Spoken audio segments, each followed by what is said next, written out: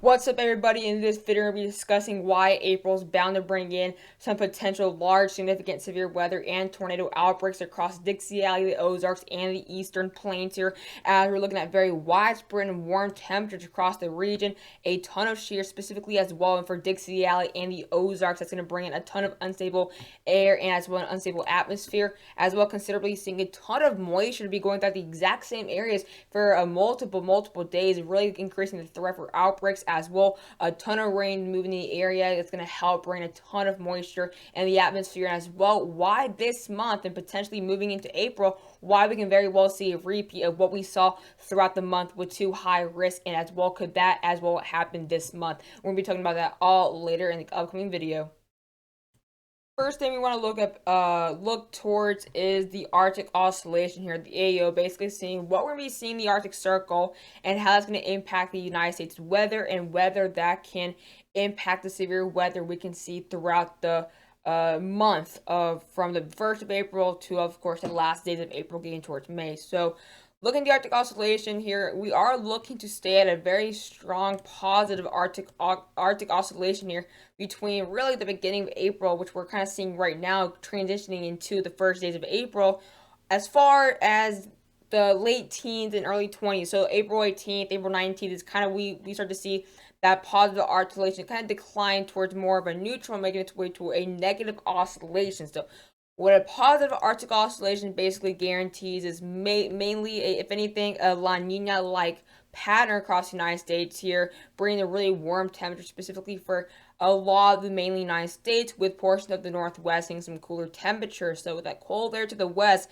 that really warm and humid air towards the south and the east, that's prone to bring in some extreme severe weather outbreaks, possibly. Whether it includes Dixie Alley, what includes the Midwest, depending kind of what month you're talking about. But once we start getting down between really April 19th to around April 23rd, we kind of have a small area where we get to a negative Arctic oscillation.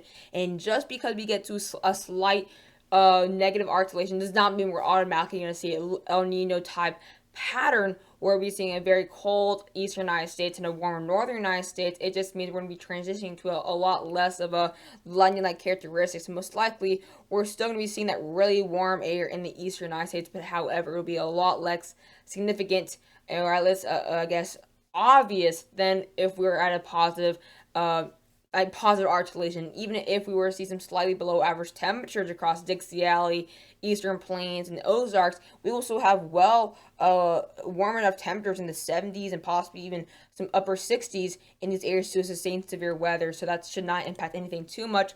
And then back after around April 24th, possibly to the nearly 25th, we get back to around a slightly more positive Arctic oscillation, but I don't think anything will really change much. So we're going to be seeing a really strong Arctic oscillation between the first 2.5 weeks, and then we kind of go to more of a between, kind of going back and forth between positive and a negative Arctic oscillation. But again, these slight changes from positive to negative really won't do anything too crazy. But in general, we are looking at pretty favorable conditions for some severe weather.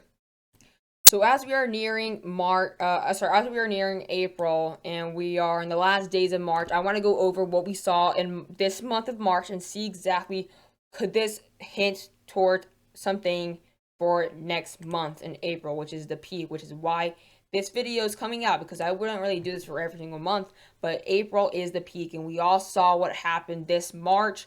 We saw 2 high risks, we saw, I believe, 2 moderate risks, and multiple enhanced risks within 2.5 weeks. So that's kind of raising the concern to what could happen here. So obviously, our first high risk of the whole season was March 17th, and of course that did bring in 56 tornadoes, and mainly all north towards Alabama.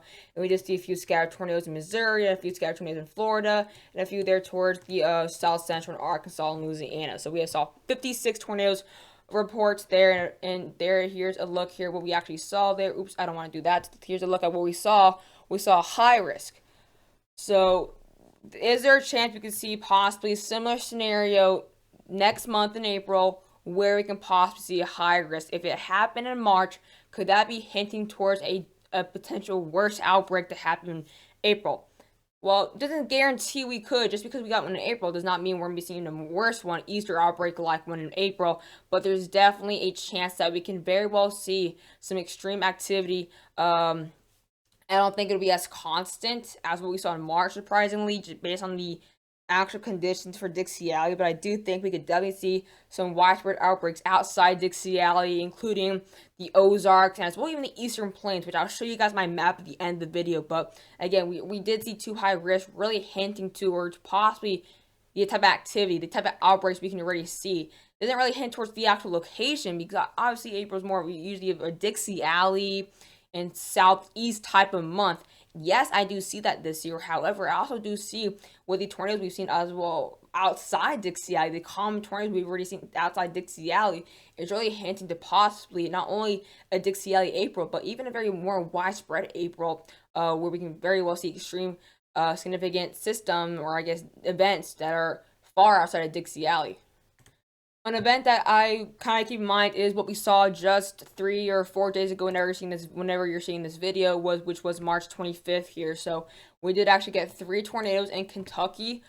They weren't super duper significant, but we did see pretty widespread tornadoes outside of Dixie Alley. Already, we saw one in Kentucky. We've also seen obviously that big outbreak in Texas. We got, I believe, like 16 or 17 tornadoes there in Texas that one time, or mid-March. I think it was early March, March 13th, March 14th, I think. We saw that significant outbreak in the southern plains. I mean, we already seen multiple things. We've already seen the pretty significant tornadoes in Florida. We got the significant ones here in Texas. And we got some as well in Kentucky. And also, not to mention, we actually did see a few tornadoes not too long ago. I believe it was a few days ago in Iowa and Illinois. So we've already seen pretty widespread tornadoes far outside Dixie Alley. Of course, with this main event with the 39 tornadoes, you can see we had a high risk, but we had a ton of tornadoes kind of stretching outside there. Not the specific event, but in general so far this March. So again, we saw another big high risk for Dixie Alley in the deep south just a week later. So I think we're definitely hinting to possibly Dixie Alley to be very active. We're still seeing a pretty favorable pattern, which you will see in the next few minutes here when I go further into the video. But really watching as well storms to happen, potential significant outbreaks to happen outside Dixie Alley as we go toward April. Very warm temperatures down the south, central, and the Midwest now. Very widespread now, 100% humidity going across the United States, as well a ton of moisture to be distributed across the United States. So I think there's definitely a chance for a pretty darn widespread and active April, just based on what we see already in March and what's to come for next month. So this is going to be a look here of what we're supposed to be expecting here within the next, I believe this is the next 10 days, or no, I think it's the next 14 days.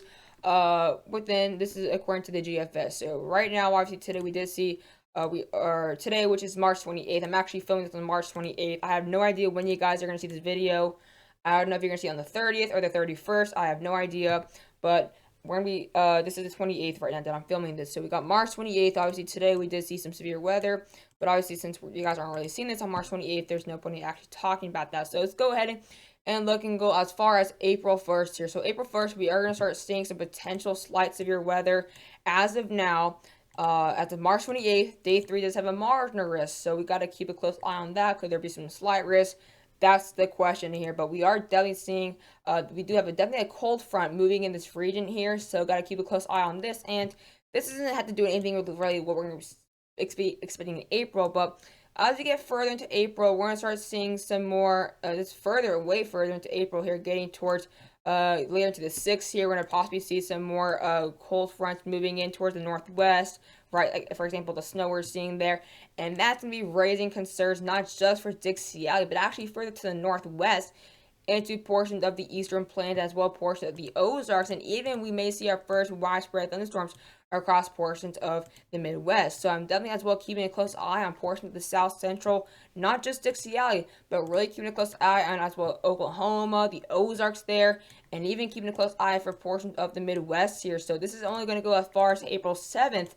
So we still have a whole 23 plus days, 24, I think 24 days since I think 31 days, 30 days in April. So this is obviously not really showing you anything that to exactly why April is going to be really active, but it's showing you things that could possibly happen very soon, potentially getting some storms in the Midwest already now, pretty widespread across the Ozarks, not just Dixie Alley. And for example, I think Dixie Alley could be very well dead for the first week or so between April and we're gonna start seeing some storms outside Dixie Alley for the first half of April, and then things will get just a lot more downhill once we get past mid-April for Dixie Alley, the Eastern Plains, and portions of the Ozarks. So let's see if this positive AO, which we're expecting here, is going to be noticeable. So this is a look here at April 2nd. So we're going to be seeing some very warm temperatures across the eastern United States here, and some pretty warm temperatures across the western and portions of the south central United States. So we're kind of seeing definitely somewhat a La Nina presence of conditions. Basically, got the cold front here. So basically, what we're gonna be looking at is something like this. Tevis said we got a low pressure in the middle here. Got the cold front there. Got the warm front moving to the north. So that definitely will keep a close eye for areas like the Dixie Alley region, the Ozarks, if something were to happen like this on April 2nd. But of course, there has to be moisture in the region on April 2nd. But in general, we're gonna start seeing warm air throughout the whole month, specifically throughout the whole month of April here, and warm temperatures actually across much of this whole area throughout the month as well. So we're definitely be seeing a ton of cold fronts to have storms develop on. As we get now to April 7th, we're still going to be seeing some pretty widespread warm temperatures there. But as we get now to April 12th, we're going to get really strong warm fronts across not only the southeast, but the Great Lakes here. So we may start getting our first nearly 80 degrees soon across the Great Lakes later next month into mid-April possibly, with still the cold air in the west. So that's going to bring some instability in the atmosphere. So if we get any moisture, any shear, anything, all that can as well lead concerns to not just Dixie Alley, but outside Dixie Alley, including even the southern Midwest could start getting some severe weather, even the southern plains, and of course Dixie Alley still in the picture. But I think people are just focusing on Dixie Alley for April, but I think it could definitely be more than just Dixie Alley this year. Like we've seen multiple years, but we've seen a ton of tornadoes in the South Central, and rarely none in Dixie Alley. I don't think that'll actually happen. But as far as early April, we're getting to late April here, April 23rd, April 25th. So really warm temperatures across the eastern United States and that cold air in the west. So that's going to really create almost a whole month of really very favorable conditions, at least when it comes to the cold fronts and warm fronts. Temperature wise, what is that going to bring? So let's go ahead and go all the way up into, this is going to go all the way into March 29th here, but let's go scroll all the way up to April 1st. So getting into April 1st here, we're going to see a pretty large, significant cold front across the eastern United States. You're going to get some 30s down to the southeast, but that's going to be one of really our only cold fronts that'll actually do that throughout the whole month of April, at least according to the GFS. But as you see, look at that. We're gonna start seeing some widespread 60s there across portions of the upper plains. Actually, let me scroll up a little bit so you guys can see Montana getting nearly 70 degrees there on April 2nd.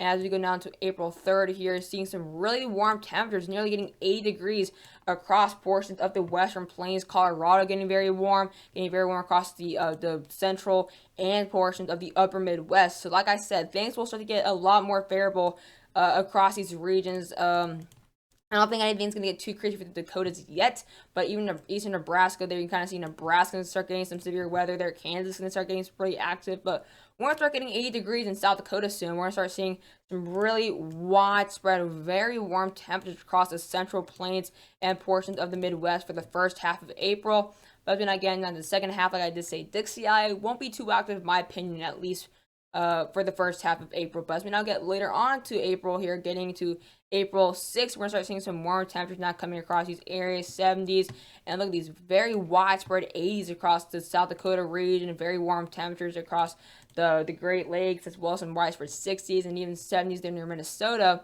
And we actually may get nearly 90 degrees across South Dakota and portions of the plains here. So I don't think that means extreme outbreaks for these areas, but I think if we have the cold fronts to the more towards the Rockies, that'll keep a close eye for these areas more towards the north, Iowa, Wisconsin, Illinois, Nebraska, even Minnesota. You guys may start getting your some pretty significant storms here, and going all the way now later into the second half of or the second week of April. Start seeing these really warm temperatures now across the South Central. Now these warmer temperatures will start to move more towards the east gradually as we have a cold front. So systems like this, you got the cold fronts coming in from the west, you got the really warm air and humid air possibly across not just Dixie Alley and the southern plains, but all the way up to the Great Lakes. That's definitely lead to some concerns here. So you can kind of see really warm temperatures across the southern plains, and then it'll gradually make its way up, of course, into portions of the Great Lakes. Let's go ahead and look at the actual precipitation here and how much moisture we're going to be seeing here. So a lot of people are saying, oh, but it's going to be very dry throughout the whole month. But look what March was supposed to bring. Look at what March was supposed to bring. Very dry, at least very dry to possibly even average across much of the Dixie Alley region. We have some slight areas where we have above average, but that's the ever so slightest above average. So it's basically almost average at this point. So look at what March was supposed to bring in. Really dry. To some small areas of very slight precipitation above average. But we had extreme outbreaks. We had 2 hires, of course, and we got the big one there in Texas. And we saw some pretty significant tornadoes yesterday on March 27th. Across Arkansas, Tennessee, portions of as well Texas, and look, all those areas there are mainly in the below average. But we saw what we saw so far this month. So when you look at April, this is April. I know it does not look good, but this is a whole month forecast from the 1st to, is it the 31st? I think April has 31 days. I know it shows it's slightly above or slightly slightly below average precipitation throughout the whole month, but that does not really mean anything necessarily, because it just shows overall to be a little bit drier. But we're still going to be seeing some pretty frequent moisture waves coming from most likely the Gulf of Mexico as it continues to warm up and really gathering a ton of moisture, specifically as we get towards more deeper into spring. So I do believe this could very well be corrected, a little bit of a drier. A lot of models are hinting that, but I do think we're still going to be seeing some pretty frequent areas of big moisture. Again, it just takes one day to see a big outbreak. It doesn't take a whole week of moisture. And it also considered that as we're getting to April, it's one of the wettest months for these areas. So really getting slightly below average precipitation doesn't really mean a whole lot. We're still going to be seeing a ton of it. Precipitation as well, even more favorable atmospheric conditions compared to that as well. Looking at the amount of rain we're expecting here for, I believe this is throughout the next 2 weeks or so. So obviously we saw that rain on the 27th there with the outbreak. So that's kind of, we got to 3 inches there. But as we now get further into not the 1st of April there, so we're going to start seeing some, April 2nd there, we're going to start getting some pretty nice moisture. And going throughout the whole month, now the 15th, going to be seeing a really wet eastern United States here, a little bit of a drier west central United States here. So that's going to really show you we have a ton of moisture coming from the Gulf of Mexico, with a really as well some potential cold fronts kind of keeping some snow in this area, or actually that's a little bit widespread, some snow toward the rocky areas, and a little bit of drier, specifically that's across the southwest. That definitely shows you we're going to possibly see a positive AO. But with a lot of the moisture coming from the Gulf of Mexico, we're going to be seeing a ton of moisture, specifically across not only Dixie Alley, but as well portions of the South Central and the Ozarks. So if we go all the way up to May 10th, let's actually go to April. All right, so April actually has 30 days. So all the way to April 30th, look at all these areas getting a ton of precipitation there. We got Dixie Alley, we got the southern plains, we even got portions of the Midwest. So we're going to be seeing a ton of moisture throughout these areas here, no matter the below average precipitation we're looking at, which we just saw. So this just shows you that we're still going to be seeing a ton of precipitation, up to a foot of rain. And obviously, this is a global model, so it's going to be a lot less detailed. So I think gradually as we get more into April, we're going to be seeing a lot of events that do bring in a foot of rain alone, like we saw the 27th, extreme flooding across Tennessee. So obviously this model goes over a month out. So this is going to be far from extremely accurate, but I think in general it gives you an idea of what April can be. As well, you're probably thinking, oh, it's just going to be some slight rain, nothing too severe across the Great Lakes there, or not Great Lakes, sorry, but in these areas in Illinois, Indiana, or South Central. That's not going to mean anything because it's going to be a little cooler in those areas, but we just showed you the temperatures. We're going to be seeing some 70s, widespread 80s across these areas, including Illinois, Missouri, and Indiana. So there's a very good chance, really, once we get after the first week of April, a lot of that precipitation that we see there could very well be severe weather as long as the conditions are favorable. And we're going to be seeing widespread shear throughout the whole month of April. Widespread, very good conditions with the cold and warm fronts there throughout the whole month of April. The only thing is that's going to be a little iffy is going to be the moisture itself here. So that's kind of the little iffy thing.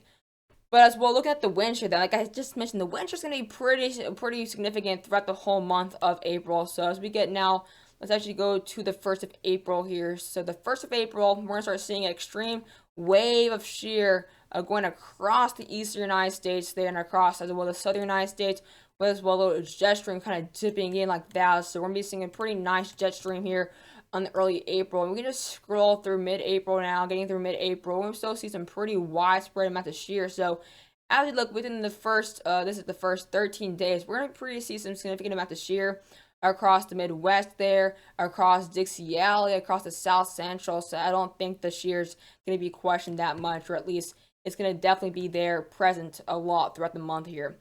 Looking at the relative humidity, so as well, we're looking at pretty widespread amount of humidity. We will start to see some waves of pretty dry conditions here. So that's obviously, we're not going to be seeing constant severe weather one day after the other, but we can see definitely events probably once every week, or sometimes if the week is really active, maybe twice a week or even 3 times a week, we can have some severe weather events. As we get down to early April here, you kind of see we are going to start seeing some pretty nice amounts of moisture coming from the west here. So going to bring in very widespread areas of moisture, including the Midwest there. So that's definitely, which is the reason why the Midwest can start getting some severe weather this season. And things like this, the huge waves of moisture and high amounts of precipitation as well humidity, is going to really help bring some severe weather outside Dixie Alley, including the South Central, Eastern Plains, and of course Dixie Alley is not out of the picture. Like I did say, I know I'm mentioning areas outside Dixie Alley, but of course I think we all know Dixie Alley is going to be active throughout this month in general. But we're also talking about areas outside, like the potential of the Midwest, like Illinois, Wisconsin, Iowa, for example, and as well areas of the Ozarks and even Southern Plains, like something like that. So it's kind of going as far as April 13th. And last thing we'll be looking at is the dew points here. Obviously, this is going to be far from accurate, at least, or far from very accurate, but it's not going to be too inaccurate. But let's go all the way up to April 1st here. So as we go to April 1st, like I just said, we are going to be seeing a pretty significant cold front going as far into the southeast here, bring humidity levels down to the 20s.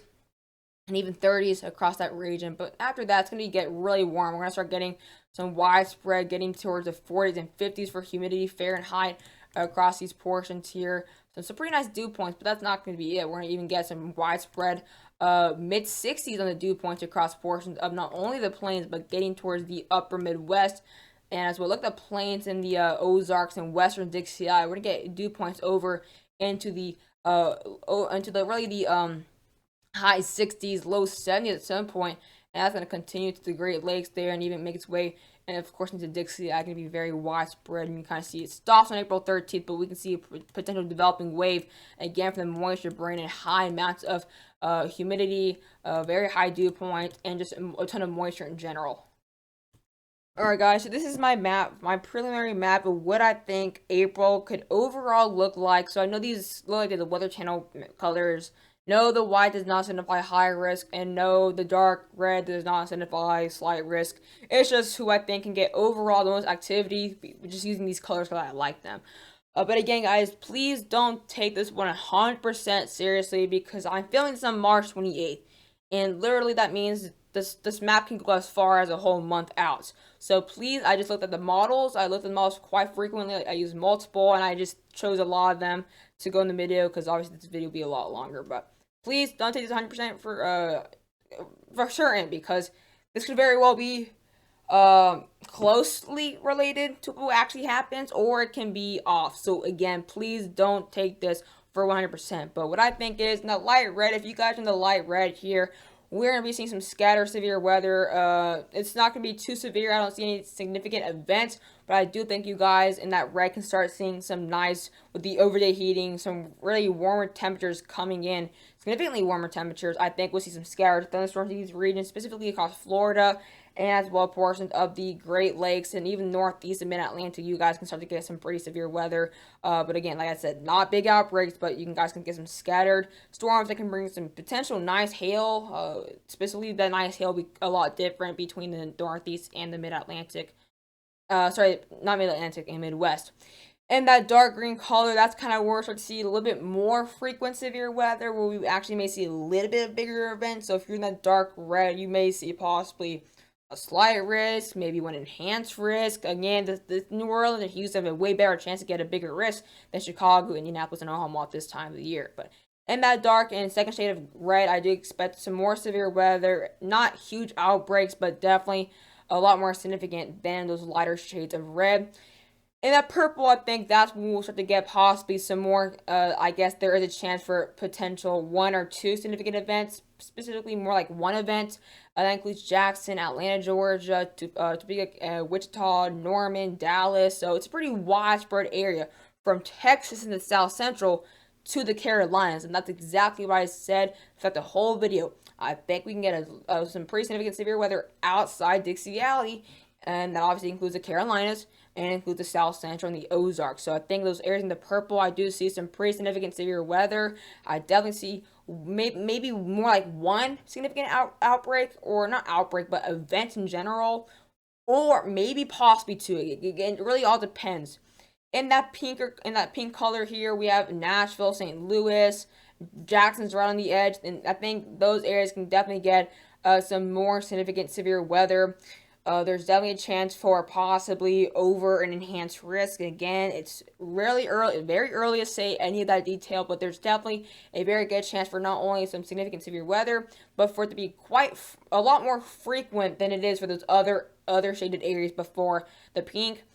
And in the white, this includes portions of the Ozarks, portions of western Dixie Alley. I think in these areas we can possibly see very significant severe weather outbreaks and events, possibly 2 or 3. Who knows? Again, it's still very far to give out numbers.